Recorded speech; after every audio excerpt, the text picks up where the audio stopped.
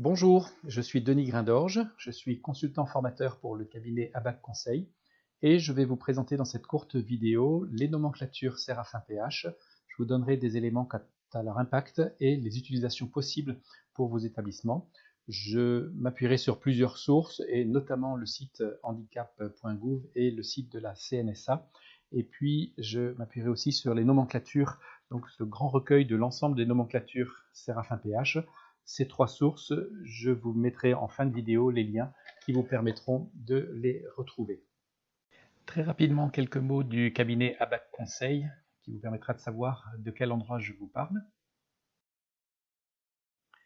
Ce cabinet propose des audits, de l'appui conseil et de la formation. Nous sommes une dizaine de consultants salariés à plein temps et le cabinet a développé une expertise dans le secteur social, médico-social et sanitaire.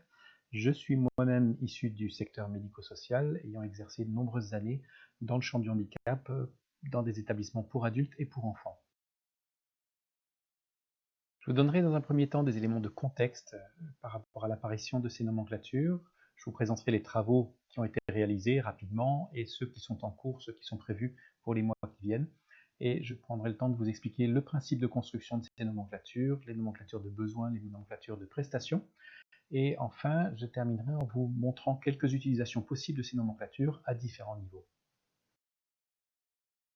Voici quelques éléments de contexte. Le sigle Séraphin PH est un acronyme qui signifie Services et établissements, réforme pour une adéquation des financements au parcours des personnes handicapées. Séraphin s'inscrit dans la réforme de la tarification. L'idée qui est derrière est de permettre l'évolution des réponses des établissements et des services pour accéder à plus de souplesse et plus de réactivité dans l'ajustement aux besoins et aux attentes des personnes en situation de handicap. Séraphin PH s'inscrit dans les orientations de la Conférence nationale du handicap qui s'est déroulée en décembre 2014.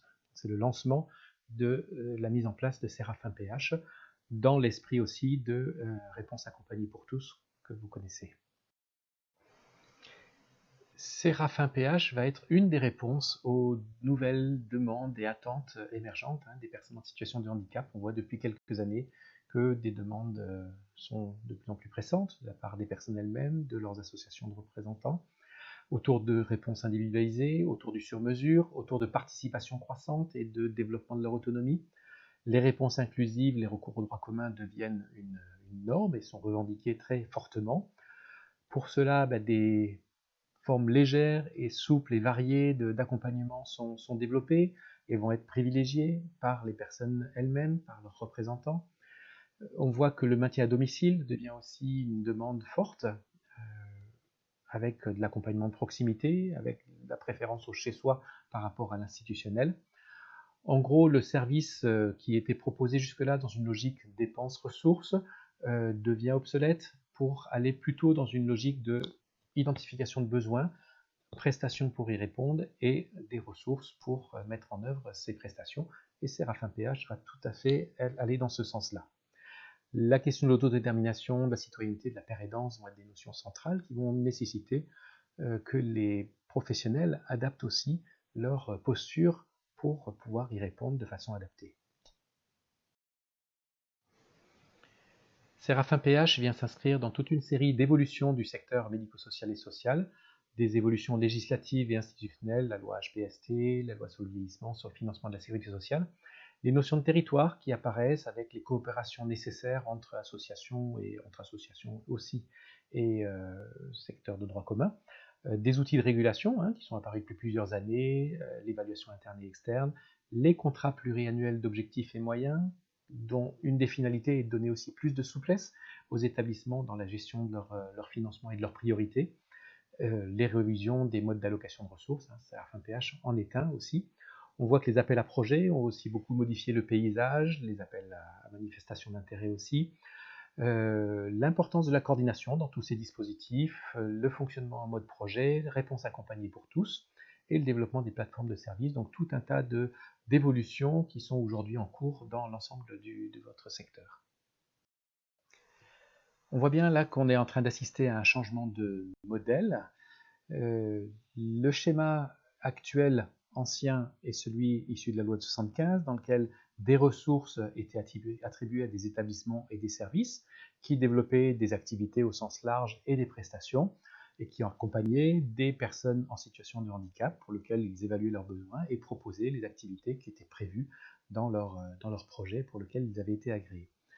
Le schéma vers lequel on va et vers lequel ces réformes sont en train de nous conduire, c'est celui où les besoins et la situation de l'usager sont d'abord évalués, qu'ensuite sont construites les réponses en termes d'activité et de prestations, et que, à partir de là, des ressources vont être trouvées pour mettre en œuvre ces prestations, des ressources qui peuvent être financières, mais qui peuvent être aussi du côté des partenariats avec d'autres services médico-sociaux, avec le sanitaire, avec aussi les ressources du droit commun qui vont être évidemment privilégiées à chaque fois que possible. Et c'est là que Séraphin PH va intervenir en mettant l'accent sur cette identification des besoins et des prestations, d'où l'importance de cet outil à disposition des établissements et services. Enfin, dans les éléments de contexte de mise en place de Séraphin PH, plusieurs constats. Le fait qu'il n'existe pas d'outils d'évaluation des situations de handicap corrélées à des besoins d'accompagnement, en tout cas pas au niveau national, peu de données chiffrées sur le handicap qui permettaient d'avoir une visibilité pour l'établissement des politiques publiques, des systèmes d'autorisation rigides qui du coup ne facilitent pas la souplesse des parcours, et puis l'absence d'un système de tarification pour qu'il puisse avoir une répartition équitable des financements sur le territoire. De ce fait, l'objectif de Séraphin PH va être d'allouer des ressources de façon proportionnée aux besoins des personnes en situation de handicap et de proposer des prestations qui soient adaptées en réponse à ces besoins identifiés. Donc plus de souplesse dans la réponse aux besoins des personnes handicapées. Les modalités de la mise en place de Séraphin PH étaient dans un premier temps de construire les outils qui permettront cette allocation de ressources. Donc c'est l'outil que je vais vous présenter dans les minutes qui suivent. La deuxième étape, c'est celle de choisir un modèle de tarification à partir de cette identification des besoins et des prestations. Et la troisième étape est celle de déployer ce modèle. Vous verrez que pour l'instant, on a terminé la première étape. On est dans la phase du choix du modèle de tarification dans la deuxième étape. Il est important de rappeler que l'esprit dans lequel Séraphin PH a été conçu est bien de permettre le libre choix des personnes en situation de handicap et de leur garantir à la fois la capacité pour elles de choisir leurs prestations, le fait qu'il y ait une offre équitable sur l'ensemble des territoires, le fait que l'offre médico-sociale soit enrichie pour pouvoir répondre à ces besoins, aux besoins des personnes handicapées qui ont été identifiés. Et un élément aussi important, c'est la simplification des procédures d'allocation de ressources. Ainsi, la CNSA et la DGCS ont travaillé avec les financeurs, que sont l'assurance maladie, les conseillers généraux, mais aussi les associations gestionnaires et les associations de personnes en situation de handicap, pour construire ce référentiel de besoins et pour élaborer un référentiel de prestations que je vais vous présenter juste après. Je vais maintenant vous présenter rapidement les travaux qui ont été réalisés et les travaux qui sont en cours. Pour cela, l'équipe Séraphin PH est constituée de 3 groupes, un groupe technique national, une équipe projet nationale et un comité scientifique. 2015 a marqué le début des travaux autour de Séraphin PH avec l'élaboration des premières nomenclatures de besoins et de prestations, validées en 2016 par le comité de pilotage et qui ont été réactualisées en avril 2018. Je vous montrerai l'actualisation qui a été faite à ce moment-là. Et à partir de là, donc une diffusion de ces nomenclatures pour qu'elles puissent être expérimentées par les établissements. Important de souligner que la méthodologie d'élaboration de ces nomenclatures était vraiment fondée sur une co-construction avec l'ensemble des acteurs du champ du handicap, donc à la fois des professionnels et des personnes en situation de handicap, leurs représentants et leurs associations. Alors de quoi s'agit-il?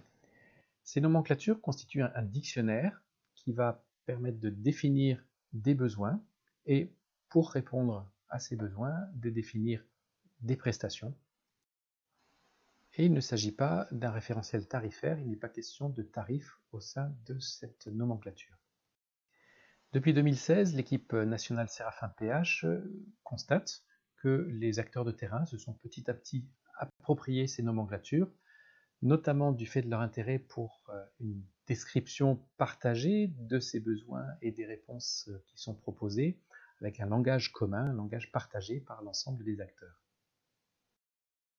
En 2016, une première enquête de coûts a été menée auprès d'un tout petit nombre d'établissements, 110, donc peu significatif. Les analyses qui en ont été faites ont permis d'établir des liens entre les types de structures et le coût de certaines prestations, par exemple de rééducation fonctionnelle ou de transport.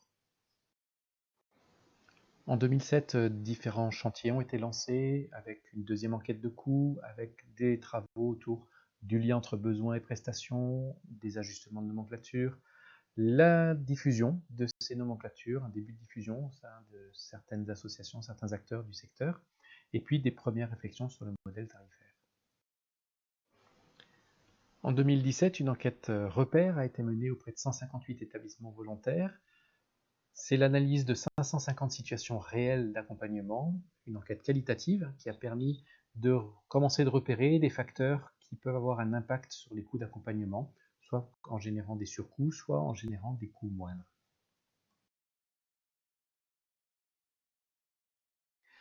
Cette enquête repère a permis d'identifier 3 éléments intéressants, significatifs. Les accompagnements et les situations se sont complexifiés. Les personnes cumulent des problématiques, des difficultés, des handicaps. Les personnes qui ont les troubles les plus légers bénéficiant des actions de droit commun, ce sont bien les structures médico-sociales qui sont recentrées sur les situations les plus complexes, avec un ressenti d'un accompagnement plus lourd et plus coûteux. Et puis aussi avec une émergence de publics qui ont des difficultés très diverses, des profils nouveaux, troubles psy qui se sont démultipliés et qui impactent évidemment l'organisation des accompagnements.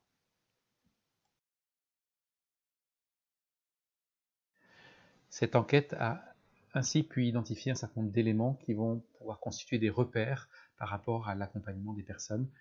La question de l'environnement des structures, l'isolement, la géographie, la question des transports qui va être très importante, et puis évidemment les caractéristiques individuelles des personnes. En 2018, la deuxième enquête de coûts a été lancée, une expertise des modèles de financement a commencé et les travaux se sont terminés fin 2019. Et puis, les modalités de participation de personnes en situation de handicap ont aussi été étudiées pour les associer notamment aux réunions du groupe national technique et du comité stratégique. Sur cette notion de participation des personnes en situation de handicap, 2 démarches ont été engagées.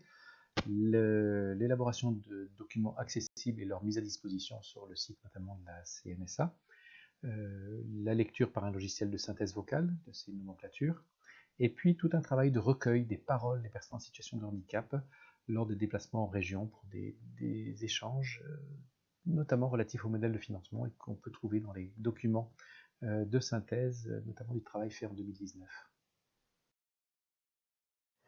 Je terminerai ce temps de présentation des travaux en cours par le rapport de synthèse publié fin 2019 qui a élaboré des propositions de modèles de financement possibles dans le cadre de Séraphin PH.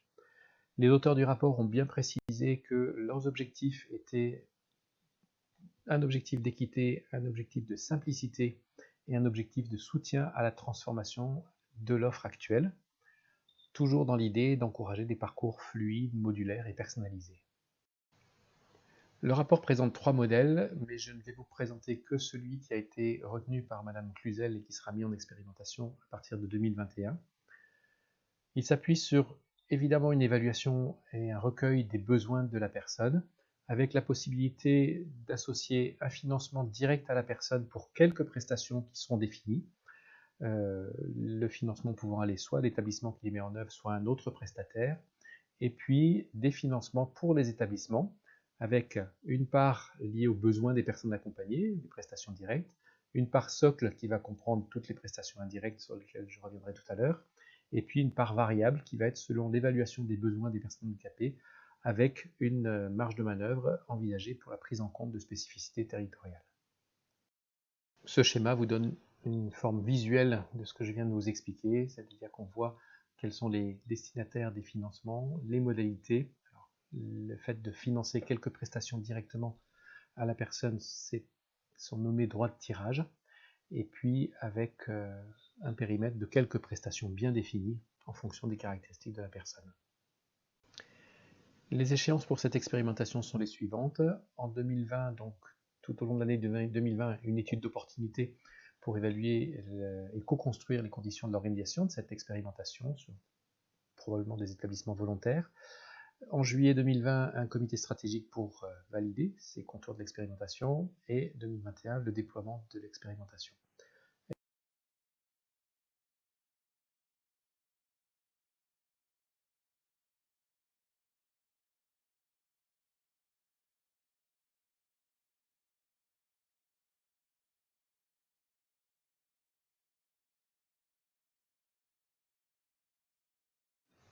Enfin, et j'en terminerai cette première partie de présentation par là, l'équipe Séraphin PH garde une vigilance sur tout un tas d'éléments que je vous ai dit au début de cette présentation, la question de faciliter les parcours, la question de l'inclusion, la question des partenariats, la question du territoire évidemment, et puis l'accompagnement au changement des équipes qui vont devoir travailler avec cette nouvelle façon de concevoir l'accompagnement des personnes en situation de handicap.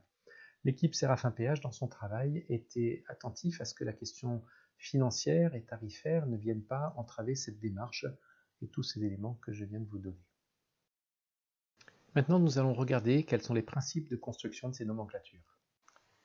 Comme nous l'avons vu, ces nomenclatures vont donc s'attacher à définir les besoins pour pouvoir en déduire les prestations qui seront les réponses.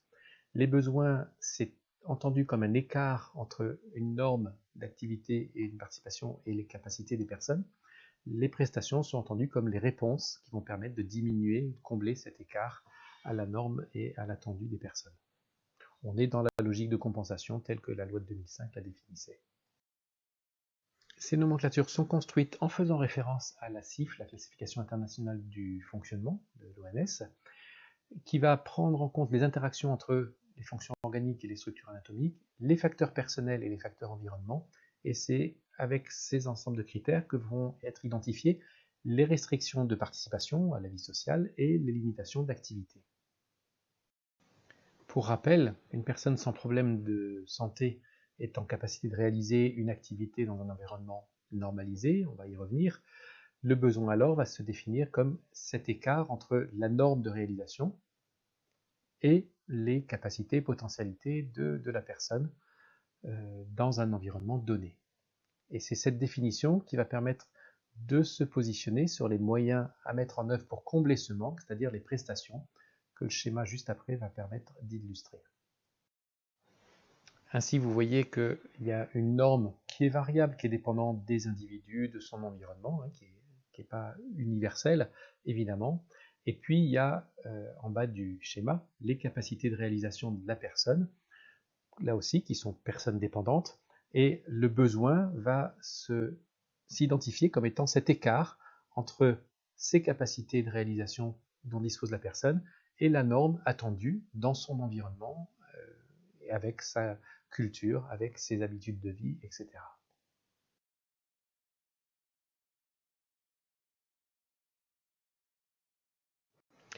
Concrètement, les nomenclatures sont construites autour de 3 domaines.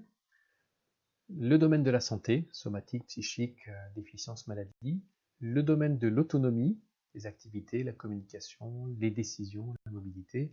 Et le domaine de la participation sociale, qui va de l'école jusqu'au travail, logement et les ressources. On est dans une logique qui est commune avec la classification internationale du fonctionnement de l'OMS.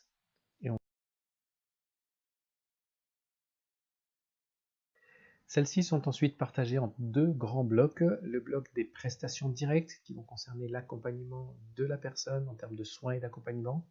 Et un autre grand bloc de prestations indirectes, c'est tout ce qui va être nécessaire pour une réponse de qualité. Donc c'est tous les services annexes pour les établissements et services.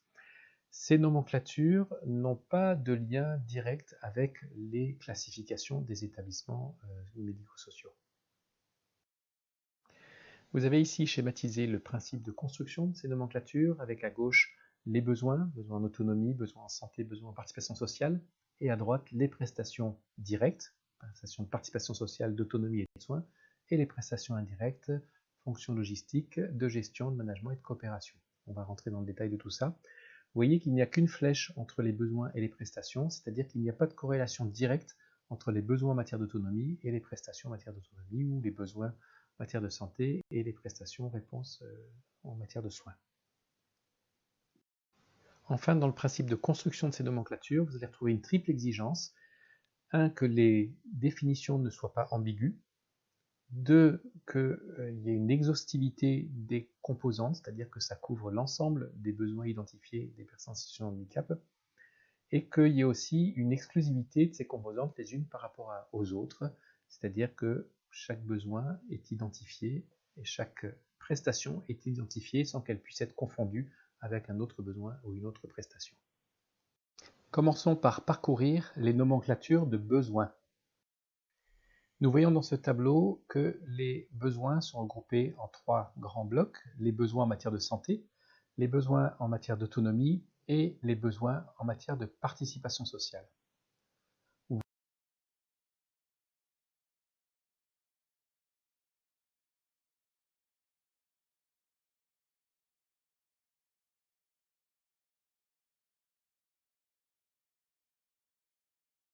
Chacun des besoins identifiés est décrit dans une fiche que vous trouverez dans la nomenclature.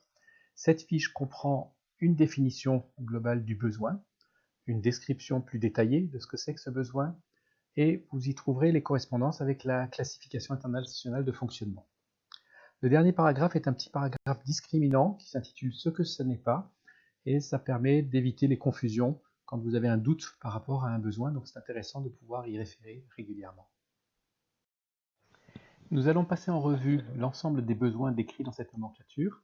Donc les besoins en matière de santé somatique et psychique, vous y trouverez tout ce qui concerne les fonctions mentales, psychiques, cognitives, le système nerveux, le sensoriel, la douleur, tout ce qui a rapport à la voix, la parole, l'appareil bucco-dentaire, tout ce qui concerne le cardiovasculaire, l'hématopoïétique, l'immunitaire, le respiratoire, tout ce qui concerne les besoins en matière de fonctions digestives, métaboliques, endocriniennes, les fonctions génito-urinaires et reproductives, les fonctions locomotrices, la peau, les structures associées, et tout ce qui va concerner l'entretien et prendre soin de sa santé. J'insiste souvent sur ce dernier item, le 1.1.1.10, donc les besoins pour entretenir et prendre soin de sa santé, car ça va comprendre tout ce qui permet aux gens d'être en bonne santé.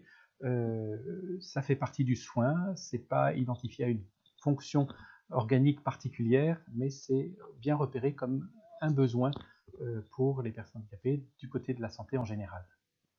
Ensuite, du côté de l'autonomie, vous allez trouver 4 items. Donc, ce qui concerne l'entretien personnel, les relations, les interactions avec autrui et la mobilité, et puis tout ce qui va concerner la prise de décision adaptée et la sécurité des personnes. Enfin, et je vous disais que c'était le bloc le plus important, les besoins en matière de participation sociale vont être déclinés en besoins pour accéder aux droits, à la citoyenneté, vivre dans un logement, accomplir des activités domestiques, toute la question de l'insertion sociale et professionnelle qui commence par le scolaire, la vie étudiante, le travail, l'emploi, l'apprentissage, la vie familiale, la parentalité, la vie affective et sexuelle, la pérédance. Du côté de la participation à la vie sociale et des déplacements, vous avez tous les besoins concernant la participation à la vie sociale et des déplacements, et puis toutes les questions autour des ressources, de l'autosuffisance économique.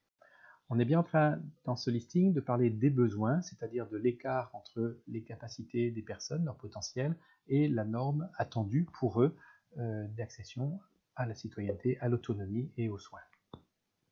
Petite remarque par rapport à ce listing de besoins, vous trouverez dans les nomenclatures des précisions pour chacun d'eux qui vont vous dire ce que cela comprend. Je ne vais pas toutes vous les lister parce que ça serait un petit peu fastidieux, mais je vous renvoie aux nomenclatures pour aller les chercher.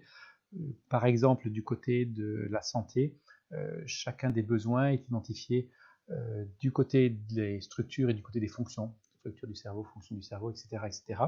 Et puis sur l'autonomie, sur la participation, vous allez aussi trouver des subdivisions.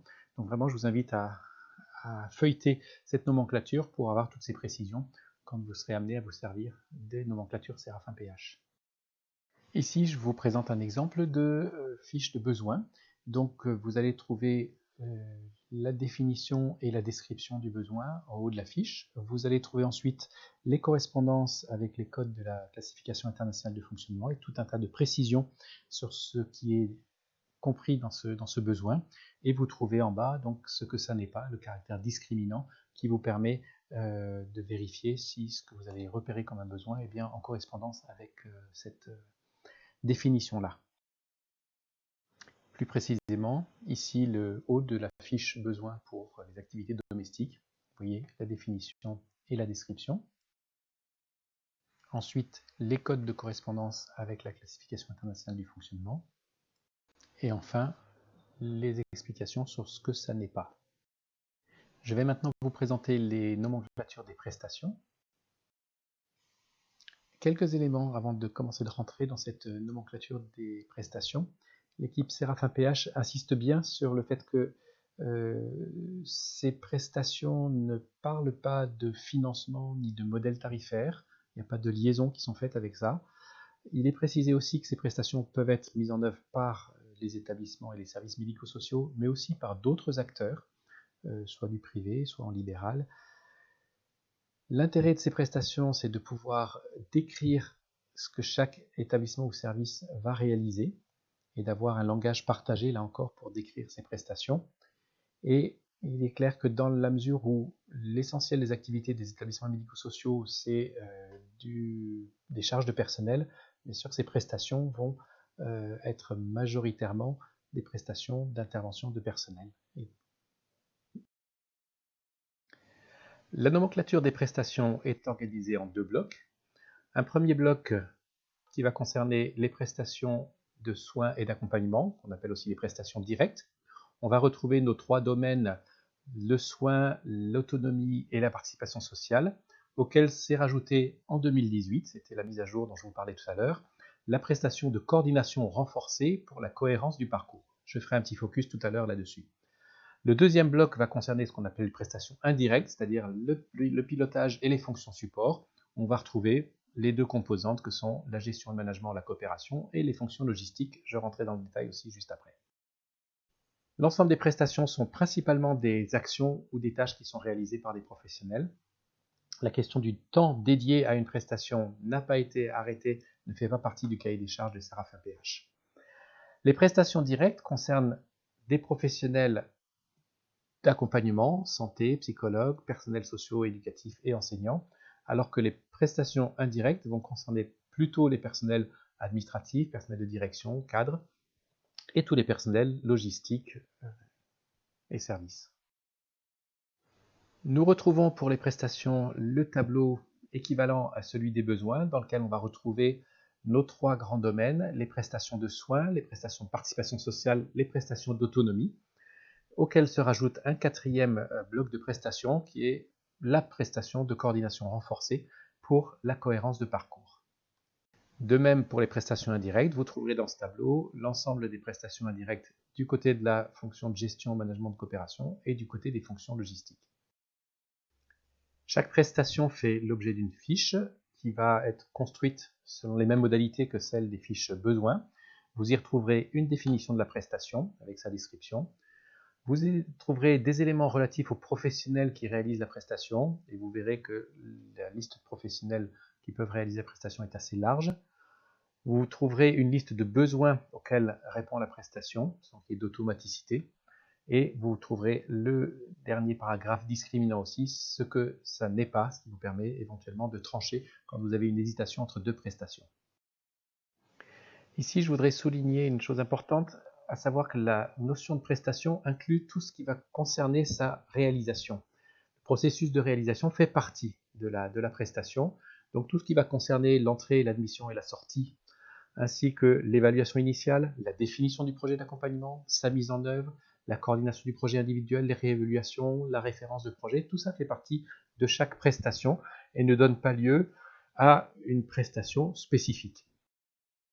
Ainsi donc, les questions de coordination font partie intégrante de la prestation. Séraphin parle de coordination usuelle ou ordinaire, et en tout cas, cette coordination fait vraiment partie du projet d'accompagnement médico-social, sous réserve qu'on soit bien en train d'intervenir auprès d'une personne. C'est une prestation directe, ça répond aux besoins d'une personne et la coordination va en faire partie. Si on regarde maintenant le détail de ces prestations, on va trouver des prestations de soins somatiques et psychiques avec les soins médicaux, préventifs, curatifs, palliatifs, les soins techniques de type infirmier et équivalent, les prestations de psychologue, les prestations de rééducateur, et puis une autre série de prestations directes qui sont du côté de la rééducation et de la réadaptation fonctionnelle avec tous les rééducateurs notamment.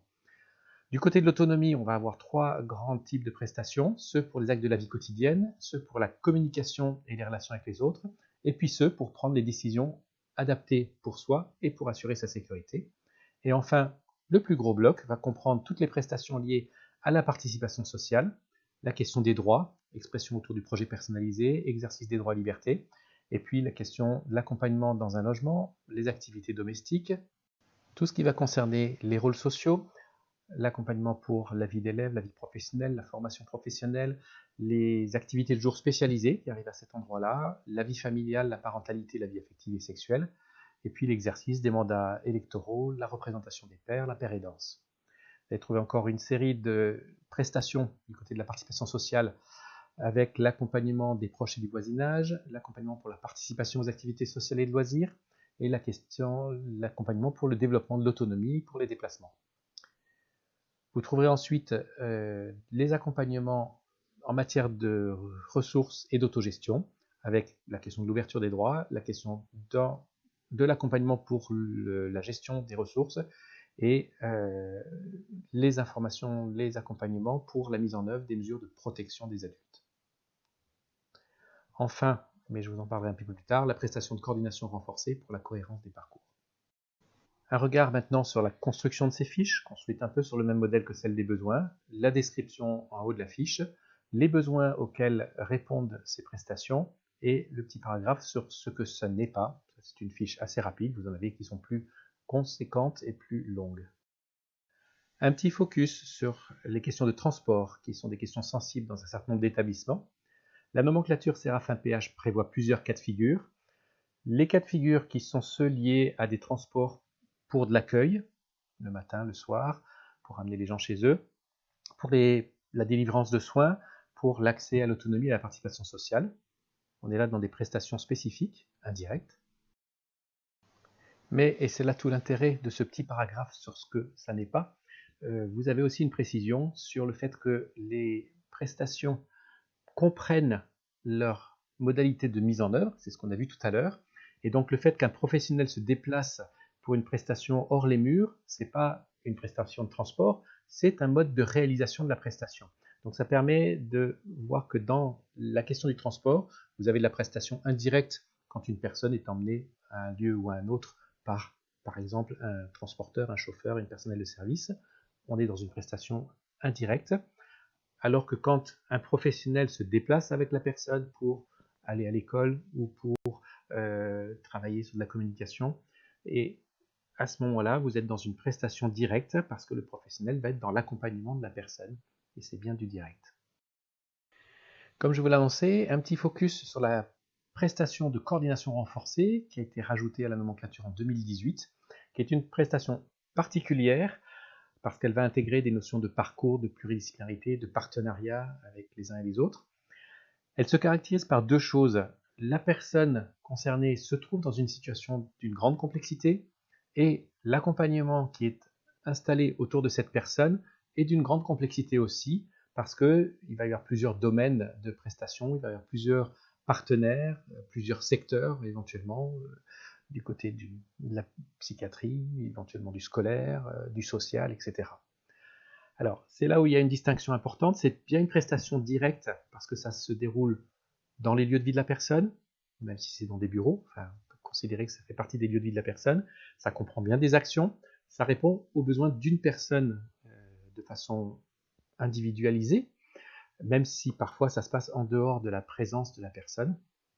Voilà. Par contre, là où il y a une petite exception, c'est que ça ne correspond pas à un besoin identifié, il n'y a pas de besoin de prestation de coordination renforcée par rapport aux besoins fondamentaux de la personne et des besoins de compensation. Il n'empêche que l'équipe Séraphin PH, suite aux concertations avec les différents partenaires, a souhaité que cette prestation apparaissent de façon spécifique comme une prestation directe. Nous allons maintenant regarder quelques utilisations possibles des nomenclatures Séraphin dans différents contextes. Ces nomenclatures vont pouvoir être utilisées pour décrire les situations individuelles des personnes en situation de handicap, par exemple dans le cadre de l'écriture d'un projet.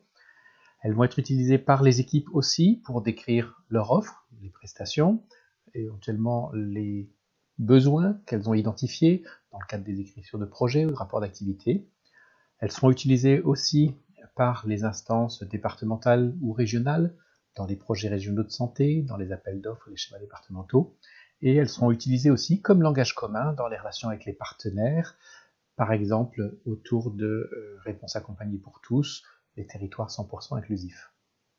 Le cabinet ABAC a pu accompagner différents organismes ou établissements dans l'appropriation de Séraphin autour du projet personnalisé, autour des dossiers informatisés, autour de l'écriture des projets d'établissement, autour de la caractérisation des populations dans l'écriture d'un CEPOM. Ici, vous avez un exemple d'utilisation de la nomenclature Séraphin PH pour le recueil des besoins dans le cadre de l'élaboration d'un projet personnalisé.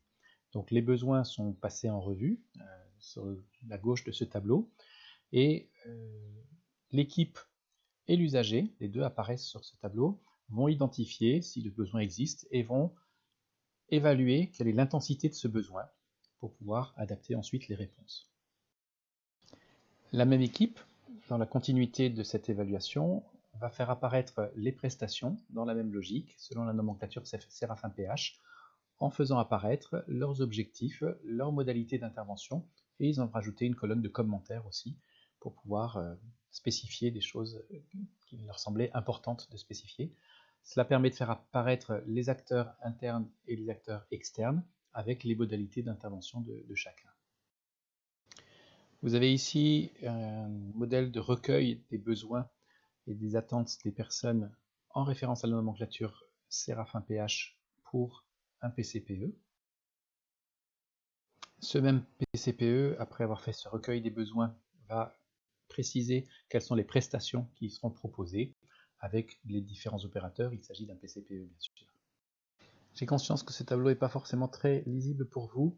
L'intérêt est de montrer que cette association a fait le choix d'évaluer l'ensemble de ses résidents avec Séraphin PH et d'agréger ces résultats pour repérer sur une unité, sur un groupe, quels étaient les besoins majoritaires, peu importants.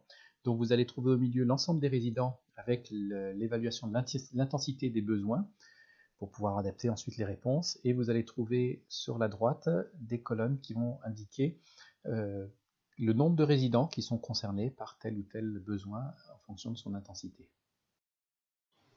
À partir du tableau précédent, ce schéma vous permet de voir qu'il est possible d'avoir une analyse globale au niveau d'un établissement des résidents qui sont concernés par tel ou tel besoin et de l'intensité du besoin. Donc vous avez tout autour de l'araignée l'ensemble des besoins, là en l'occurrence en matière d'autonomie et de participation sociale, et vous allez voir que le trait rouge tout autour va indiquer le nombre de personnes qui sont concernées par ce besoin-là, et en violet, ceux pour lesquels ce besoin est particulièrement important. Donc ça dépend de la cotation de l'établissement. Donc ça donne une idée visuelle de là où les priorités vont être pour l'établissement ou pour le groupe, parce qu'il y a des besoins qui sont intenses et à d'autres endroits où c'est beaucoup moins intense, qui permet d'organiser l'accompagnement.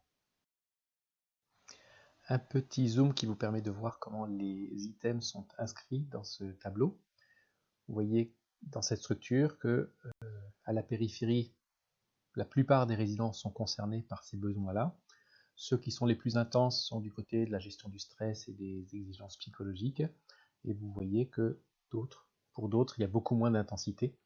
Donc ça va dégager les priorités d'accompagnement. Dans le même genre d'analyse, de façon globale sur un établissement, vous voyez qu'ici ont été identifiés les résidents qui étaient concernés par les besoins, c'est la première colonne, et les résidents pour lesquels il y avait une intensité particulière dans ce besoin, donc qui a été nommé ici comme fort ou majoritaire. Dans cette structure, qui comprenait 5 unités, cette évaluation et cette schématisation des évaluations a permis aux équipes et aux cadres de se rendre compte que les unités ne devaient pas répondre au même type de besoins. Et du coup, ça a permis de mener une réflexion au sein de l'institution pour savoir est-ce qu'il fallait avoir des unités plus homogènes ou est-ce qu'au contraire, il fallait avoir des unités avec des adaptations particulières en fonction des besoins qui étaient identifiés. Ce tableau-ci permet d'avoir une représentation de la façon dont les différentes prestations sont réparties entre, là en l'occurrence, 3 catégories de personnel. Ici, nous voyons comment une association, dans l'écriture de son projet de dispositif, a décliné et décrit ses objectifs d'accompagnement dans les 3 grands domaines que sont les soins, la participation sociale et l'autonomie, en s'appuyant sur les nomenclatures Séraphin dans l'identification des besoins et dans l'identification des prestations, avec cet axe central qui était leurs objectifs d'accompagnement des usagers. Ici, toujours dans le cadre de l'écriture d'un projet, vous trouverez une autre façon de décrire aussi l'accompagnement avec les références aux nomenclatures Séraphin PH. Vous y trouvez aussi la référence au Code de l'action sociale et des familles, et puis les modalités d'évaluation. Et vous allez avoir de façon centrale les objectifs et les modalités d'accompagnement, les références aux besoins selon la nomenclature Séraphin PH et aux prestations selon cette même nomenclature. Ici, toujours dans un projet, vous voyez comment les partenariats ont été aussi identifiés selon la nomenclature Séraphin PH. Donc un certain nombre de partenaires intervenaient pour cette association. Le repérage de la nomenclature Séraphin PH a permis de les identifier et d'identifier les prestations qu'ils apportaient, en y incluant aussi les modalités, notamment conventions, contrats ou autres. Dans cette diapo, vous voyez le lien qu'il y a entre GEVA et les nomenclatures Séraphin PH. La GEVA, c'est un outil de recueil utilisé par la MDPH pour leurs évaluations. Et on voit bien que les nomenclatures Séraphin PH qui décrivent les besoins et les prestations vont s'articuler avec la nomenclature GEVA. Et les MDPH sont en train aussi de s'approprier cette nomenclature Séraphin PH dans leur pratique. Pour terminer, ce schéma qui récapitule tout ce que nous venons de voir, avec au départ l'identification, le repérage, l'évaluation des besoins des personnes en matière de santé, d'autonomie et de participation sociale. J'ouvre une petite parenthèse pour vous dire aussi que la façon dont les formulations de ces besoins sont faites par Séraphin PH sont suffisamment simples et concrètes pour qu'elles soient une bonne entrée en matière dans les échanges avec les personnes concernées ou leurs représentants légaux et leurs familles. Un langage simple et accessible. Je ferme la parenthèse. La deuxième étape, c'est celle des prestations. Donc, une identification des prestations qui vont répondre à ces besoins en matière de soins, d'autonomie et de participation sociale. Et enfin, la façon dont se mettront en œuvre ces prestations, avec soit une réponse unique d'un intervenant, établissement, service médico-social ou autre intervenant, ou éventuellement une réponse modulaire qui va faire intervenir différents acteurs, des établissements ou services médico-sociaux, des partenaires scolaires, du droit commun, du sanitaire ou d'autres acteurs. Comme convenu, quelques liens pour pouvoir approfondir tout ce que nous venons de voir autour de Séraphin PH. Merci d'avoir suivi cette vidéo, j'espère qu'elle vous a été utile. N'hésitez pas à nous solliciter si vous souhaitez avoir des précisions, avoir des conseils, voire une intervention de notre équipe sur cette thématique. Vous avez là le contact mail et le téléphonique de notre cabinet. Au revoir.